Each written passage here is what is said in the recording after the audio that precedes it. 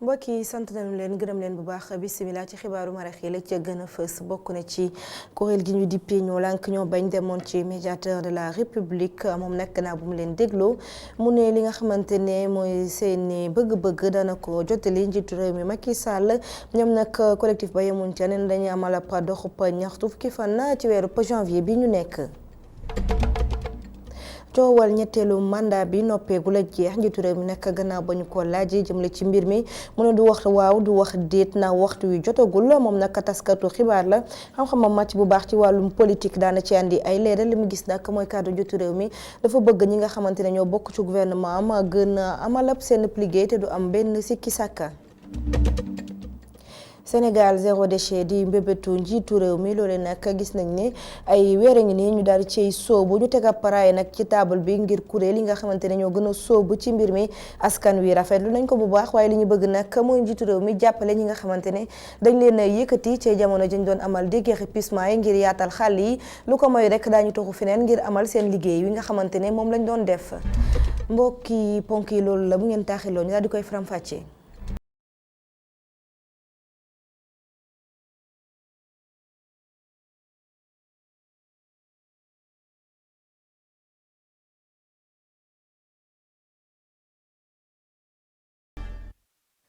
asalaamaaleykum mbokk yi xibaar nañ ko junjee lañu koy doore ak collectif ñoo lànk xëyoon utali fële ca médiateur de la république ngir wax ko seeni jafe-jafe ak li nga xamante ne mooy seeni mbébét ay waxtu nag yu mu leen déglu mu ne mbir mi dana ko yóbbu ci njiitu réew mi Macky Sall ñoom waa ñoo lànk nag ne yemu ci daañu amal ab dox bu ñaxtu fukki fan ci weeru janvier bi ñu nekk Alioune Guèye Moussa Fall. taxuñu ko woon bëri ñi bokk ci collectif ñoo lànk ñëwoon médiateur de la république ngir joxe fi seen ay jàmbat. ñëw nañ ci médiateur bi ne ko facture courant yi métti na sénégalais yi mënuñu ko fay attanuñu ko te loolu li waral coupure bi courant bi seer mooy que nguur gi am na yeneen pexe yu mu am pour fexe ba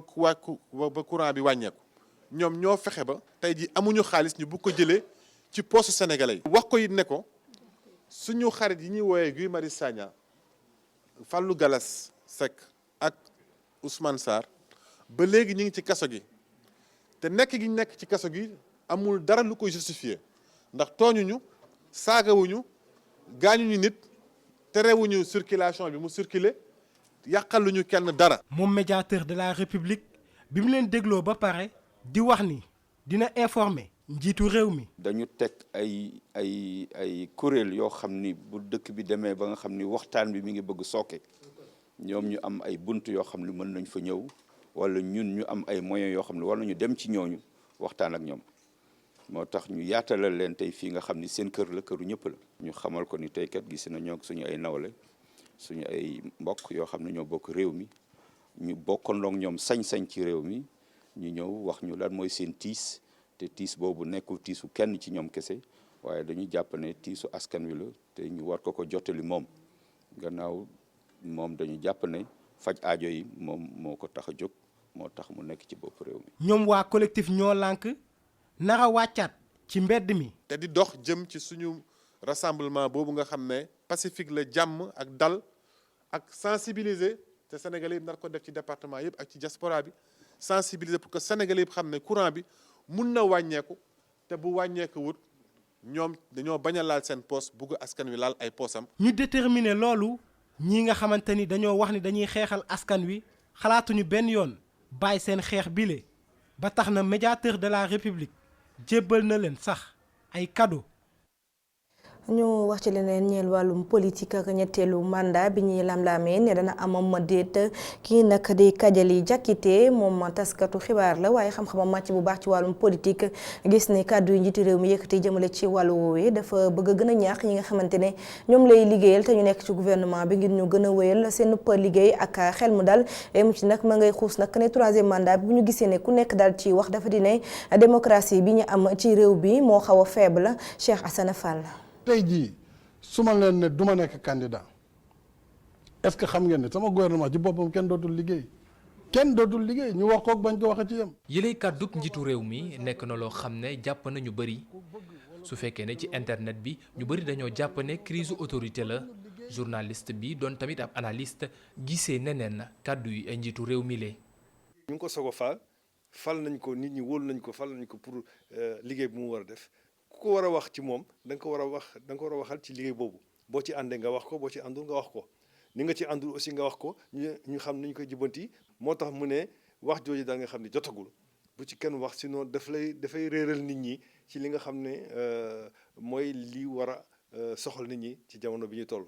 moo tax mu naan sax nit ñi dootul mën a liggéey, même gouvernement du mën a liggéey. ay kàddu yoo xam ne moom jàpp na ni sax dafa mel ne day gën di woo ñii muy liggéeyandool ngir ñu gën a am responsabilité ci li ñuy def.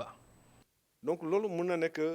loo xam ne dafay responsabiliser sax nit ñi parce que nit ki aussi nga responsabiliser ko léeg-léeg moo gën nga koy imposer dara mais volonté de responsabilisation lañ koy gisee. moom dafa bëgg responsabiliser son gouvernement, responsabiliser ay ñi mu àndal. journaliste bi jàpp ne sax moom xeetu débat yile warul woon amati ci sunu réew waaye su fekkee ne daf fi nekk ba léegi dafay wane ne sunu démocratie dëgëreegul noonu. boo gisee coow li yëpp di am Sénégal dafa fekk am na loo xam ne ba léegi des na ci sunu démocratie. parce que am na yenn réewu démocratie yoo xam ne waxtaan yu mel nii du fa am du fa mës a am lu ko waral moo di charte yi ñu fa teg. charte yi dañ leen a bind boo xam ne dana tax ba wax yi mel ni du fa jib. du nekk oui du nekk non. ci ñàkk tontu gi mu tontu ci lu leer moom mi waxul waaw waxul déet ci lu jëm ci mbiru mandat bile président Macky Sall ak kàddu yi mu yëkkati gën a yokk dut ci xelub nit yi. waaye Kajali Diakité moom moo ngi dundee yaakaar ne conclusion yuy mën a génnee ci dialogue national bi mën naa jeexal débat bile moom xam ne jàpp na ni yàgg na loolu bañ ko fi tegee. tëj gi ñu tëj kër gi di Sen TV ci joxe publicité ñeel wàllum xeesal ñi nga xamante ne nag ñooy kuréelu taskatu xibaar yu ndaw yi ñu nga koy ñaawlu ñoom nag ñu ngay jàppal tànk seen i ñoon ñi nga xamante ne dañ leen yóbbu li ñu dippee chômage technique ci juróom-ñaari fan yi ñu tëj seen bërëb bu liggéeykaay ne duñ leen jox benn pëdërëm ci juróom-ñaari fan yooyu ña ngay soñu nag ñi nga xamante ne ñoo jiite kër ga ngir ñu delloo si waat ab seen xel wala sax sàmmonteeg ak kelleefu liggéeykat bi ñu déglu njiital kuréel gi di Ibrahima Balde ci jokkoom ak Mohamed Kandji. da di loo xamante ne lu ñu ñaawlu la lu ñuy regretter la di wax ni du yoon ci fu démocratie Sénégal toll di wax ni rek ñaari acteurs yi waroon nañ mën a am beneen taxawaayu responsable parce que gis nañ ni am na yeneen dérive yoo xamante ne daanoon nañ ko nemmeeku ci média yi waaye ki nga xamante ne moo doon xëy na instance de régulation bi di koy jiite am na benn taxawaay bu mu amoon ci toog waxtaan li ñu naan la régulation par pédagogie di wax ni tamit waroon nañ mën a am sens de responsabilité ci li nga xamante ne moo di co-régulation am benn lël waxtaan ci li nga xamante ne mooy ci yan anam lañ mën a trouver benn terrain d'entente parce que gis nañ ni tamit ak lépp lu mën ci xew dinañ toog waxtaan xool nan lañ mën a trouver solution yi di wax ni rek journalistes yi taskatu xibaar yi ak techniciens yi donc dañuy ay victimes collatérales ci situation boobule di koy ñaawlu bu baax a baax parce que suñu nee chômage technique am na lu mu lënd ba ci wàllum payoor bi ci fin du mois bii di ñëw donc ci kaw loole la ñuy ñaax ki nga xamante ne moo yor wàllum régulation bi di CNRA mu am benn taxawaay bu rafet ci wàllum application loi parce que lu ñu naan équité parce que gis nañ ni xëy na ndogal bi mu jël am na ci lu mu ko lël wante dafa war a am benn position li ñu naan non partisan ci mbir moomu la. ñu wutali ca banlieue bu Ndakaaru ak liggéeykatu boulangerie ñoom it dañoo dal di mer boo futtu li ñuy ñaawlu mooy condition yi ñuy liggéeyee mu ne jaaduwul benn yoon du IPRES du prise en charge du dara loo xamante ne ñi nga xamante ne ñooy seen kilifa yi ñu ngi koy def jëmale ko ci ñoom donte sax xam ne ñoo xam ne def nañ lu toll ko juróomi at ca boulangerie ñuy liggéeyee waaye ba fu mu toll ni furaas ndaal di xindeem ñu déglu seen i kàddu kaka yor nag di Serigne Fallou Gadiaga duna ci micro Mamadou Lamine Fati. maanaam ñi nga xamante ni ñooy fanaan ci fuur yi di defar mburu mi pour population bi bu ñu yeewoo kenn ku si nekk di nga dem jënd mburu ñooñu ñoo am naqar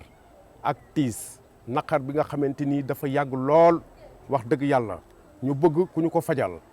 te amuñu ko ñuy interpeller le président de la république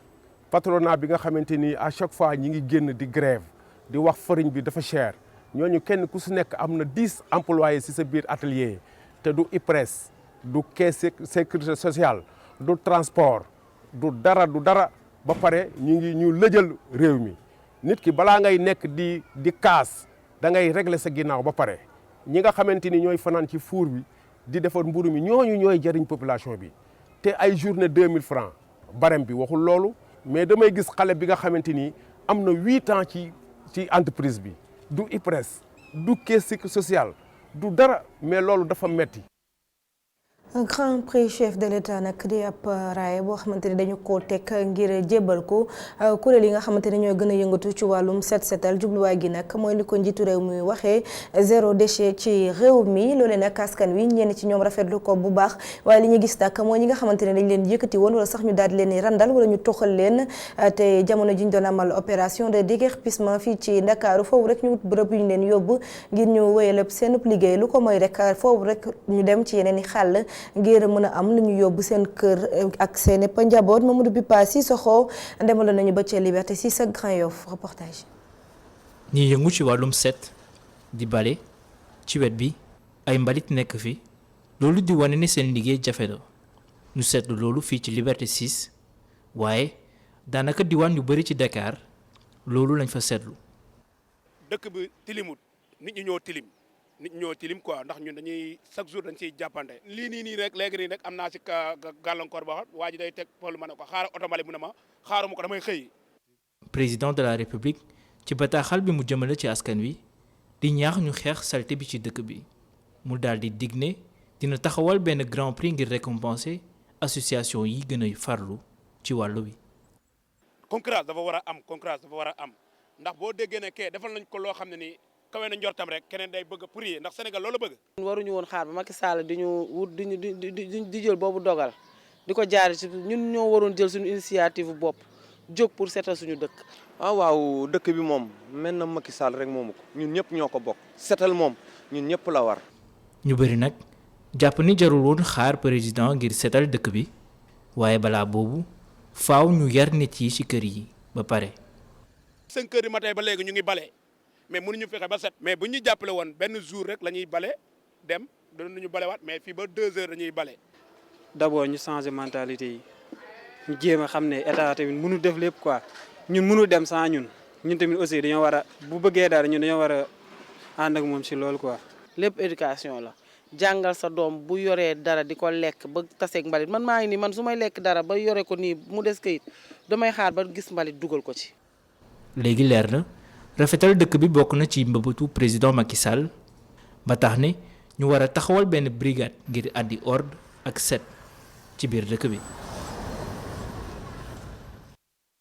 duñu ci yem nag ci wàllu woowee ba tey nemmeeku nañ ne embouteillage yi bëri na loolu ci Ndakaaru lu ca bëri na la koy sookee mooy ñi nga xamante ne dañoo toog ci bërëb yu méngoowul ak yoon foofu rek ñu soppi jikko yi waaye it ku ci nekk def mbir mi sa yëfi bopp ngir nag yéen yi daal di jóge ci réew mi ñu dem ca VDN am na ñoo xamante ne taxaloon nañ leen fa ñu xool mbërëb ba nu mu demee ndax dellu si war nañu déet ànd ceeg Tidiane Cissé. mécanicien buñ ci dàqee sa place.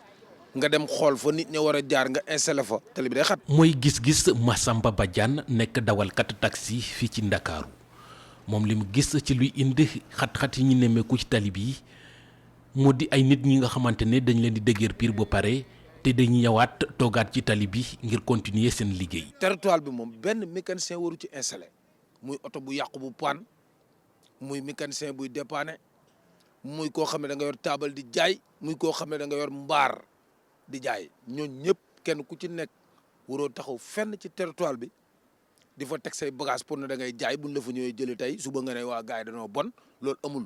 boo nekkee maanaam ci rebooru tali bi. di liggéey foofu. mais nag loolu lépp moom ñàkk espace la fu ñu mën a ne. bi nguur gi tàmbali li mu duppee opération de désencombrement ci Ndakaaru ba tey bëri na ay mécaniciens yi nga xamante ne jëlee nañ leen ci seen i béréb liggéeykaay. fii ci garage VDN. ñu ci bëri fii lañ leen di dalal. mais ñooñu dañoo amul fu ñu nekk rek dañoo amul fu ñu nekk moo tax ñun ñu xajal leen parce que ñun mbokk ouvrier yi moom dañ benn lañ moom waaw kenn ku ne moom bu amee problème boobu bon il fallait nga jàppale ko dimbale ko ci comme ca lay daan dooleem ca lay suturloo ca lay yore njabootam affaire yooyu yëpp waaye ñu jàppalante suñu biir. ku ñuy déguerpir rek nan la xool ndax fa nga tege baax na wala baaxul parce que bëgguñu di yàqal kenn koo xamante ne bi yaa ngi liggéey di suturul ak sa njaboot ñu jël la fa nga xam ne war nga fa mën a toog kooku tamit c'est pas normal mais képp koo xam ne ni ko fa war a ne buñ la fa jëlee bul wax. mécaniciens yi nekk fii ci garage VDN gis nañ ni ko kenn warul occuper espace public ndaxte dañ laa jëlee ci sa bërëb liggéeykaay waaye jàpp nañ ne itam nguur gi war na def lépp ngir rek placer ñi nga xamante ne dañ leen déguerpir loolee ngir rek permettre leen ñu mën a continuer seen liggéey. ñu wax ci wàllum alam gi code de l'environnement bu yees bi ñuy xaar nag war a cee bokk ne pneu yi jege biti réew te ñu ko jëfandikoo ba noppi nag léegi tey ñu daal di ko fi dakkal ki ko xam ne nag moo jëriñ di ñu dénk wàllu wi di Abdou Karim Sall loolu nag mu ne bokk na ci programme bi nga xamante ne day xeex naka lañ mën a sàmmee alam gi rawatina ci déchets plastiques yi nemmeeku nag moo 4 junni jàpp juróomi junni pneu daañ ko jëlee biti réew mu nekk ay pneu yoo xamante ne ay pneu occasion la dañu ko jëfandikoo ba noppi nem sax xam na ñenn ñoo xamante ne yooyu lépp nag képp la ñu mën a jëfandikoo ndax jot ci yeneen pneu yi day métti loolu njëkk lee xaw a cher Moustapha Gabar Diop Sidi Nia ñu demoon ca marché Petersen reportage. si booru marché Petersen magasin li ñu mel bëri nañu fii ay pneu yu yees wala sax yuñ jëfandikoo di ko jaay ñu gën ko xamee si venant ab jënd ak jaay boo xam ne daan na dox bu baax wante tere bi ñu nar a def ngir ñu importer ti pneu venant yi ci 2020 bile. nar na indi ay jafe-jafe ci jaay bi. parce que mënuñu ko aider parce que doole yemuñu tey man na maa yor sama store wala ma yor sama oto pan pono àgg fekk pono bees mun maa jënd pono bees pono fanaan laa mën a jënd su boobaa lu may def damay gaara oto bi dem dugg ci njëga yaay te pono yu bees yi am na pono yu fanaan yoo xam ñoo gën pono yu bees parce que pono yu bees léegi bari sinon la. mais problème bi mooy ñëpp amuñu mën-mënu jënd pneu yu bees Sénégal ku nekk xam na ni mu demee. fii boo xoolee ñi fi ëpp ci ñi jënd pneu occasion yi parce que seen doole fa la toll société yi rek ñoo fi jënd ay pneu bees li ci ëpp wala ay benn nit yoo xam ne nii yàlla may na leen ñu am teraanga. yële jaaykat jàpp ni tere bi mënut a antu. résultat bi war nañ ko mën a xool ci oto yi ñu waxoon ni moins de 8 ans du dugg ci réew mi boobaak léegi ñaata oto lañ fi gis yu màggat yoo xam ne sànni moo ci des ban résultat la def loolu war nañ ci mën a def jàngat avant ñuy jëlaat beneen décision ci pneu ñoo yem parce que li tax ñu yem mooy yow boo monté pneu yu bees dawal ko 2 ans war ko changer pneu yooyu noonu doo ko jël sànni ko yow peut-être mën nga koo jël bàyyi ko mais am na ku ci toll koo xam ne nii pneu yooyu lay monté moom. léegi kooku nga may ko possibilité mu jënd pneu yu gën yooyu defe naa moo gën. ngir mën a xeex pneu venant yi ñenn ñi jàpp ni contrôle bi la ñu war a gën a dëgëral ci oto yi daw. problème bi mooy Sénégal dañ dul contrôler pneu accident yeeg yéen yi dañ dul contrôler pneu loolu mooy problème bi fii duñu contrôler pneu fii da ngay gis koo xam ne pneu sax day am problème nga ne ko nga taxaw xool ni ko si pneu bii dafa am problème mun autant pneu bii de depuis mi ngi 6 mois affaire bii mu ngi ci kooku lu muy xaar pneu bi toj pneu dañ koy changer avant problème di am mais doo xaar ba problème am nga soog a changer pneu yow da ngay ñëw fi ban la xoolal pneu bii amatul sécurité parce que am na lii nga ne ma pourtant 6 ans maa ngi ko ci dawal moom laa gën a wóolu sax ci yële xoolal ñuy raisonné noonu te dafa bëri. xool li ñuy def ba réguler lépp lu jëm ci mbirum importation pneu yile bokkoon na ci recommandation yu société civile bi joxe woon ngir wàññi accident yi am ci tali bi.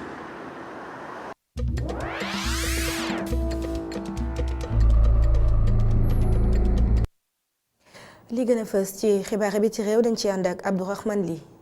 niki saa su ne résultat wu élection ki nga xamante ni moo ko ñàkk weddi wati na ko bile yoon kii di Domingo Simaos Pereira moo ko def mu ñàkk yile jongante njiitu réew gannaaw bu mu amee juróom-ñaari poñ ki nga xamante ne moom la doon jàmmaar lool am moom mi leen nag jàpp na ni njuuj njaaj dafa am ci mbir yi ci tour bu njëkk bi nag ki fa teewal PAIGC moo jiitu woon lu bëri Omaro Sissoko Embalo mu am lu tolloog ci téeméer ñeent fukk ak benn keneen ki moom am ci téeméer ñaar fukk ak juróom-ñaar balaa ñoo xam nag kii di candidat parti majoritaire bi di def ki nga xamante ni mooy njiitu réewu Guinée-Bissau bu jiit yi reconnaître nee na pare na ngir liggéey ak parti au pouvoir bi ngir dëkk bu dal.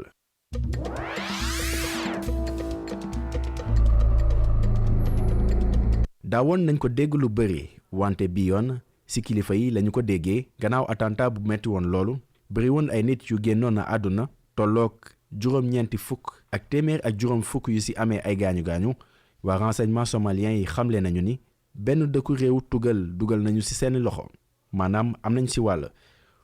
foofu nag lañu yem ci mbir yi nanguwuñu joxe ay preuve wala sax ay explication mu di mbir bi nga xamante ne waa kuje gi gëmuñu ko benn yoon ngir ñoom kilifa yi dañuy tuur lëndëm askan wi ngir nëbb échecu ñi di waa service secret wu dëkk ba muy ñàkk ànd buy wane coow li nga xamante ni mbir mi am na ko wala sax ñu ne indi na ko même bu fekkee ni waneeguñu benn preuve ci yooyee tuuma xel yépp dem na ci Émirats arabes unis ndaxte sox yooyee ci benn convoi wu Turquie la jëmoon te bu ñu fàttali ko bu baax diggante dëkk bi di Émirats arabes unis ak Turquie taxu ko ratax loolu.